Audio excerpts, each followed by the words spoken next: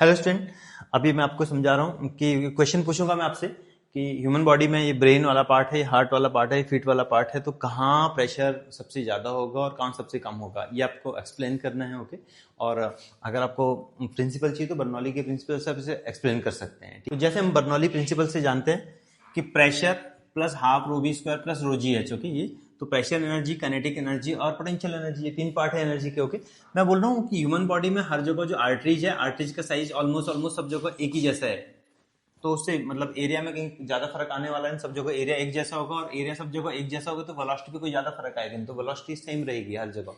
मतलब आप पैरों में जो आर्टरीज ब्लड का फ्लो कर रही है और यहाँ कर रही है, यहाँ कर रही है, सब जगह एक ही जैसा वेलोसिटी रहने वाला। तो ये कांस्टेंट है, इससे कंपैरिजन नहीं होगा। इस टर्म को आप हटा सकते हैं। तो बच्चे मेरे पास दो टर्म है, प्रेशर और ये वाला रो जी एच वाला। ठीक है, तो ये पार्ट रो तो डेंसिटी हो जाएगी यहाँ पे ब्लड की, जी हो गया हमारा एक्सेलरेशन ड्यू टू ग्रेविटी और एच हो गया हमारे पास हाइट। ओके, तो आप देखोगे ये इस पे कैसे डिपेंड करती है। तो मैं आपको जैसे एग्जांपल से समझा रहा था, 7 + 3 = 10 और ये मुझे कांस्टेंट चाहिए, हमेशा 10 चाहिए, कांस्टेंट चाहिए, जैसे बर्नौली के प्रिंसिपल में होता है। ये दोनों तीनों का सम कांस्टेंट होता है। तो मैं अगर ये कांस्टेंट रखना है मुझे, मतलब इसको 10 ही रखना है, तो अगर मैं इसको बढ़ा देता हूं, जैसे मैंने इसको 3 था अब इसको 5 कर दिया, तो अब ये 7 नहीं रह सकता है, ये कम होकर के ये भी 5 हो जाएगा।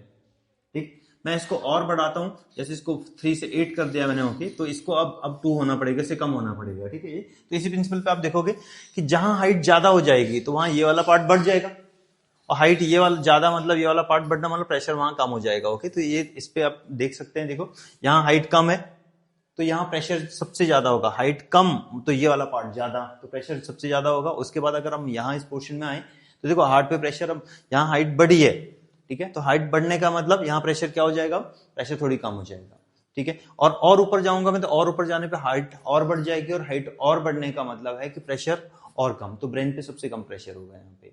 ठीक है, प्रेशर जो होगा यहाँ ज्यादा होगा और यहाँ सबसे ज्यादा होगा फीट पे, तो फीट पे सबसे ज्यादा प्रेशर होता है। तो हम बहुत देर तक आप अगर असेंबली में खड़े रहते हैं तो होता क्या, कई बार कि आप फेंट हो जाते हैं, चक्कर आता है आपको और आप गिर के बेहोश हो जाते हैं। और अगर उस केस में अगर आपको लेटा दिया जाए तो होगा क्या कि आपकी बॉडी ऐसे हो जाएगी और वर्टिकल की जो हॉरिजॉन्टल हो जाएगी, तो यहाँ पर आपका पैर है, यहाँ पे हार्ट आ जाएगा और यहाँ पे सर आ जाएगा अगर आप ऐसे लेट जाएंगे। तो इस केस में तीनों जगह पे प्रेशर एक ही जैसा हो जाता है और इसकी वजह से आप क्या हो जाते हैं, नॉर्मलाइज हो जाते हैं, नॉर्मल हो जाते हैं फिर ये।